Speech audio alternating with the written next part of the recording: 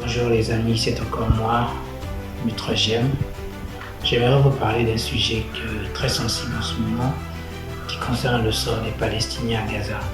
Je sais que le monde entier est aujourd'hui tourné vers ce qui se passe en Ukraine et en Occident. Ce que je ne comprends pas, c'est les opinions occidentales concernant la situation des Gazaouis. Aucun État, aucun pays dans le monde n'a le droit de faire ce qu'il veut au nom de la force, au nom de la sécurité. Je n'ai rien contre l'État d'Israël, je suis ni pro-israélien ni pro-palestinien. Ce qui me blesse au contraire, c'est le sort des enfants, des femmes qui sont piégés dans cette situation qui dure depuis tellement longtemps et que l'opinion internationale ferme un peu les yeux, je pense. Je pense que le problème des États, c'est qu'il n'y a pas d'arbitre suprême au-delà des États et que chaque État a le droit de faire ce qu'il veut.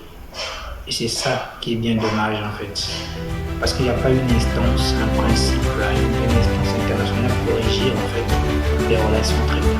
Oui, vous allez nous parler de l'ONU, mais l'ONU, la constitution même de l'ONU rend même son efficacité possible.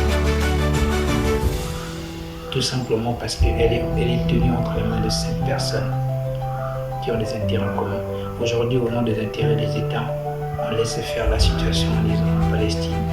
Je pense que les Juifs ou les Israéliens, une personne qui a connu la douleur, qui a connu la souffrance, est mieux placée pour comprendre la souffrance de notre peuple. Oui, la sécurité de l'Israël est importante, d'accord. Mais au-delà de la sécurité, il y a l'aspect humain de la situation qui malheureusement n'est pas bonne.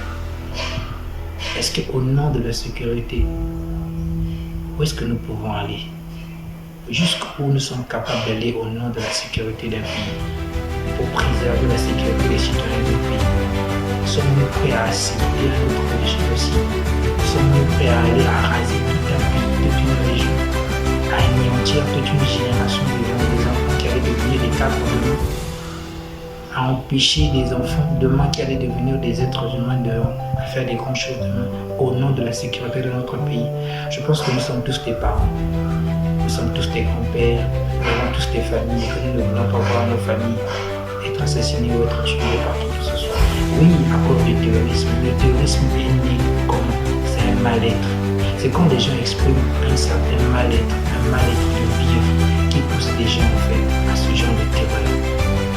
Et je pense pas que la solution c'est toujours la preuve de violence. Parce que la violence engendrera forcément une autre forme de violence. Au nom de l'équilibre, des puissances et de la paix. Je pense qu'il faut vraiment que l'opinion américaine qui soutient l'opinion israélienne voit vraiment que la souffrance de l'Ukraine est la même, la souffrance du Palestinien, car ce sont des êtres humains qui méritent aussi une certaine attention de la part des nations. Vraiment, au nom de l'humanité, au nom de ce que nous avons le plus cher au monde, préservons la paix, faisons tout pour créer la paix en Palestine. Je vous remercie. Merci de m'avoir écouté. Un petit pouce de votre part me ferait grandement plaisir. C'est votre humble serviteur, Gem.